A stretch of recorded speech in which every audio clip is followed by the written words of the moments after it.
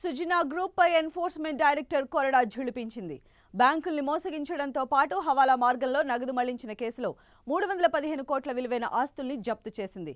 Sujana group 3 బ్యాంకుల నుంచి రుణాలు తీసుకుని షెల్ కంపెనీలకు బదిలీ చేసినట్లు తేలడంతో ఈడీ చర్యలు చేపట్టింది.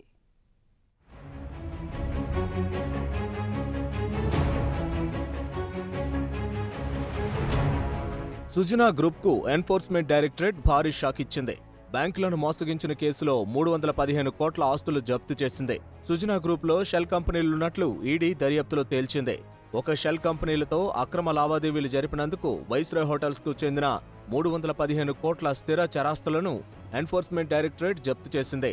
అలాగే సుజనా గ్రూప్ నకు చెందిన best and Crompton engineering private limited company BCEPL దాని అధికారులకు వ్యతిరేకంగా CBI bureau of serious and fraud investigation BS&SP గతంలో నమోదు చేసిన FIR ప్రకారం మనీ లాండరింగ్ చట్టం కింద దర్యాప్తు ప్రారంభించినట్లు ఈడీ వెల్లడించింది.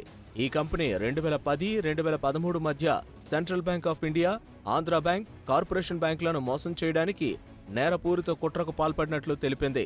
ఈ మోసాల వల్ల బ్యాంకుల కన్సార్షియానికి 364 కోట్ల మేర నష్టం వాటిల్లినట్లు ఈడీ పేర్కొంది.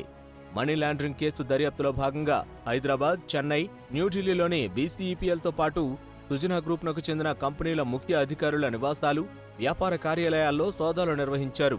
ఈ తనిఖీల్లో ఎలక్ట్రానిక్ పరికరాలతో పాటు కీలక పత్రాలను సీజ్ చేశారు. హైదరాబాద్ పంజాగుట్టలో ఉన్న సుజనా గ్రూప్ కార్యాలయంలో నిర్వహించిన సోదాల్లో వివిధ కంపెనీలు, సంస్థలకు చెందిన 124 రబ్బర్ స్టాంపులు, BCEPL మరికొన్ని రబ్బర్ స్టాంపులు సీజ్ చేసినట్లు ఈడీ వివరించింది. మనీ లాండరింగ్ చట్టం కింద చేసిన దర్యాప్తు ప్రకారం సుజనా గ్రూప్ పలు షెల్ కంపెనీలు స్థాపించి తప్పుడు ఇన్వాయిస్ల పేరుతో ఈ కంపెనీల మధ్య నగదు లావాదేవీలు చేసినట్లు గుర్తించినట్లు పేర్కొంది. సుజనా గ్రూపుకు చెందిన మరో షెల్ కంపెనీ మహల్ హోటల్స్ కు రుణం ద్వారా వచ్చిన కొంత మొత్తాన్ని తరలించారని స్పష్టం చేసింది. ఈ మొత్తం వివిధ కంపెనీల్లో తిరిగి చివరికి ఒక వ్యాపార లావాదేవీ పేరుతో వైస్రాయ్ హోటల్స్ లిమిటెడ్ కు చెల్లించారని ఈడీ వెల్లడించింది.